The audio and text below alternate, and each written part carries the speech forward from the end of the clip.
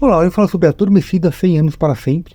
Uma releitura da Bela Adormecida, né? Feita pela artista brasileira Paula Mastroberti.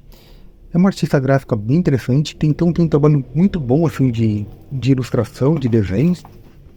Vou falar um pouquinho sobre essa artista e também sobre esse quadrinho, contar a história, mostrar as imagens, mas deixa eu me apresentar. Eu sou Márcio Batista, do Grupo Teatro Loa Cultura, e toda semana eu faço para algum quadrinho. O quadrinho da semana é um quadrinho nacional chamado Adormecida 100 anos para sempre. Ele foi publicado pela editora Oito Inverso.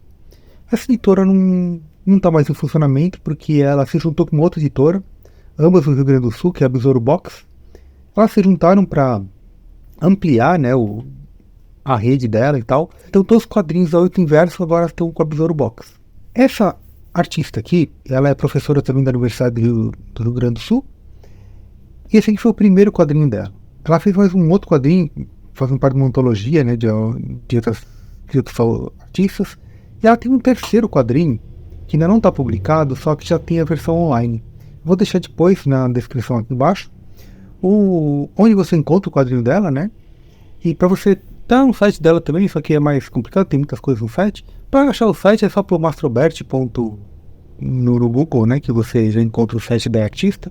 Mas de qualquer jeito eu vou deixar aqui na descrição esse outro quadrinho. Mas eu falo mais do quadrinho pro final, porque vamos falar sobre a Adormecida. Então, como eu falei, o desenho dela é muito bom. Lembra muito uma... Você vê que ela tem uma referência de HQ europeia muito grande, inclusive ela até fala no final sobre isso. Aqui, o começo é toda a história, é a sinopse da história toda. Porque ela faz uma releitura da Bela Adormecida, mas de um jeito bem interessante assim. Então, começamos aqui, ó, num deserto, e uma pessoa tá passando mal e eles abandonam a pessoa no deserto, não tem como carregar a pessoa. E aqui me lembra assim, como eu falei que me lembra os autores europeus, aqui já me lembra muito Moebius, não pelo traço, mas sim pela atmosfera, né? O Moebius faz muito esses cenários grandes, né? O deserto, então essas imagens aqui me lembram muito isso. Ó, que me recorda muito Moebius. Aqui já entra outros, né? Eu até pensei no Druillet, e inclusive ela cita o Moebius e o Druillet no final. Aqui tem umas coisas que eu acho interessante, porque o quadrinho dela, a história, ela não é uma história linear. Ela trabalha com conto de fada, mas ela trabalha também com poesia, assim, a essência da história eu achei muito boa. Ela tem algumas coisas que você fala assim, poxa, isso aqui é um erro, é estilo, o que que é, né? Então eu vou dar dois exemplos aqui, que eu interpreto como uma narrativa mesmo, que é para te confundir, porque aqui ela está no deserto, e então eles estão desorientados. Então essa é a minha interpretação. Agora, se... Por que eu falo que talvez seja um erro também? Porque ela fez esse quadrinho aqui, ela começou em 88 e acabou em 90, né? Foi um ano e meio desenhando. Então ela deixou muitos passados. Então cada página tem aqui, ó, dezembro de 88, aí aqui já começa janeiro de 89. Então é muito espaçado uma página para outra, os painéis. Então ela foi fazendo há pouco tempo, né?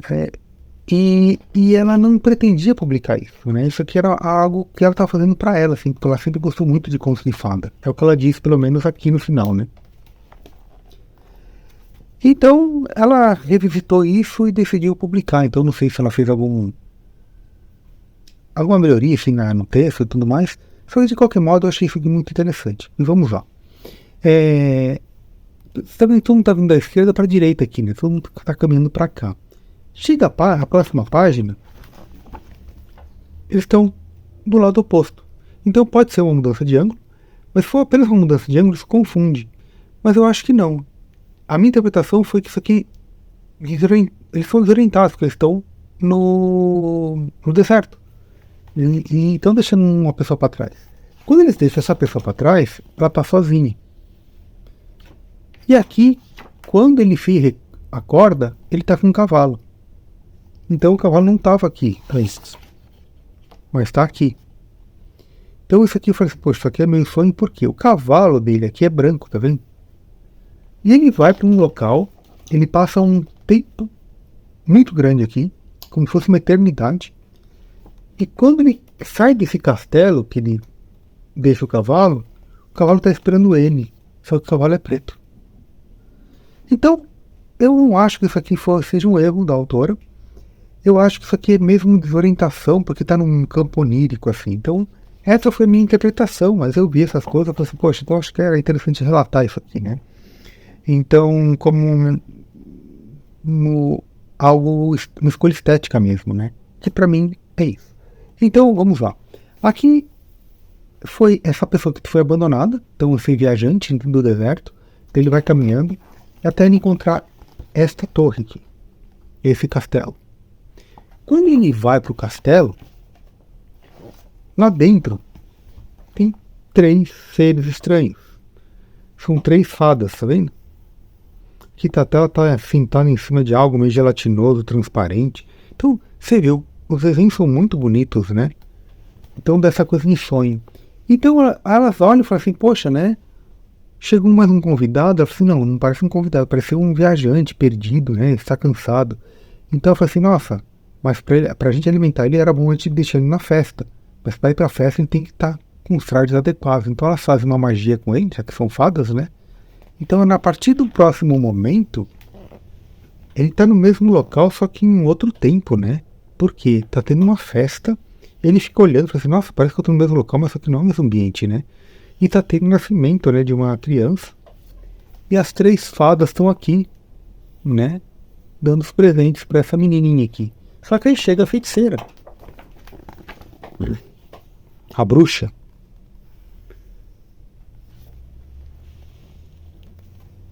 E faz aquela maldição de ela dormir e tudo mais, né? Então, aqui não é mostrado todos os passos do conto de fadas, né? Porque aqui tem uma releitura. Ele não entende o que está acontecendo, ele vê essa feiticeira, tem essa luta, né? E no outro momento, todos do castelo estão mortos. Então ele fica nessa agonia, nós estamos todos mortos, eu estou preso aqui, né? Deixa eu fugir desse local, né? Então quando ele tenta ir embora, tem toda a cena dele subindo essas escadas, né? Então isso aqui é muito bonito, né? E nesse momento tem um narrador. Só que é um narrador que fala em versos. E quando a gente vê, quem está narrando a história é a feiticeira. Então toda vez que a feiticeira ela vem aqui para a história, ela fala em versos. E a feiticeira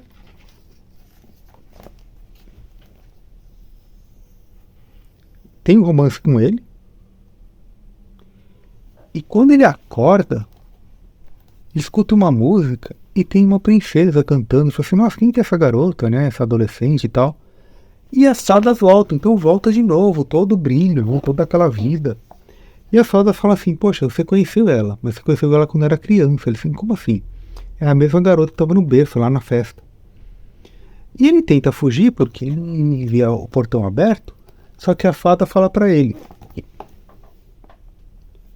se você sair, você vai estar numa dimensão que você não conhece, porque a gente está dentro do castelo e está amaldiçoado.